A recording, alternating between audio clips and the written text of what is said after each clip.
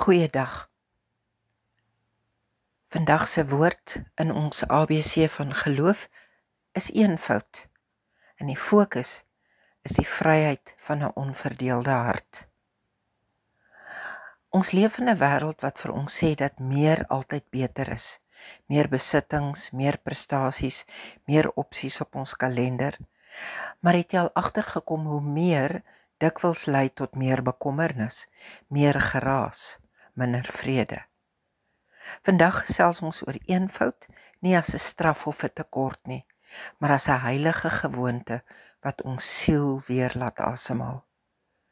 In Matteus 6 vers 19 tot 21 waarsku Jesus teen skatte wat ons op aarde bymekaar maak, omdat dit vergaan, en herinner ons dat waar ons skat is, daar sal ons hart ook wees.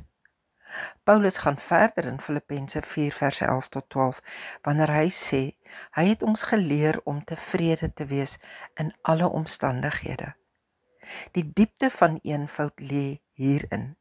Dis die vermoë om te sê, ek het genoeg. Ons jaag dikwels na dinge, omdat ons dink dit gaan ons versadig, maar net God kan versadig. Eenvoud is die daad van geloof, waar jy doelbewus die ekstra afskud, sodat jou hart onverdeeld op God kan fokus. Bedaar en erken dat ek God is, leer ons in Psalm 46 vers 11. Maar ons skedules is dikwels so vol, dat daar geen ruimte is om te bedaar nie. Daarom herinner Jesus vir Martha en Maria. Martha was besig met baie dinge, maar Maria het die beste deel gekies. Lukas 10 vers 41 en 42.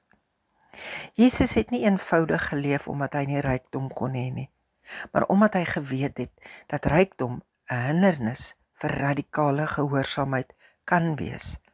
Sy eenvoud was sy krag. Dit het hom die vryheid gegee om te beweeg waar die Vader hom gestuur het. 1 Timoteus 6 vers 6 sê, godsdiens saam met tevredenheid is 'n groot wins. Daardie wins lê nie in jou bankrekening nie, maar in jou gemoed.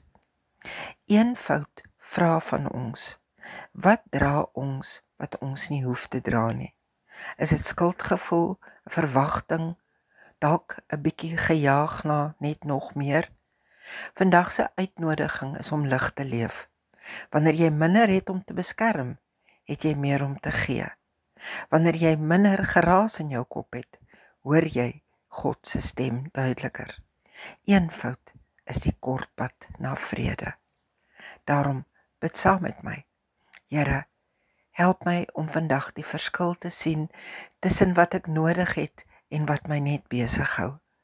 Reinig my hart van die drang na meer en vul my met u rykdom. Amen.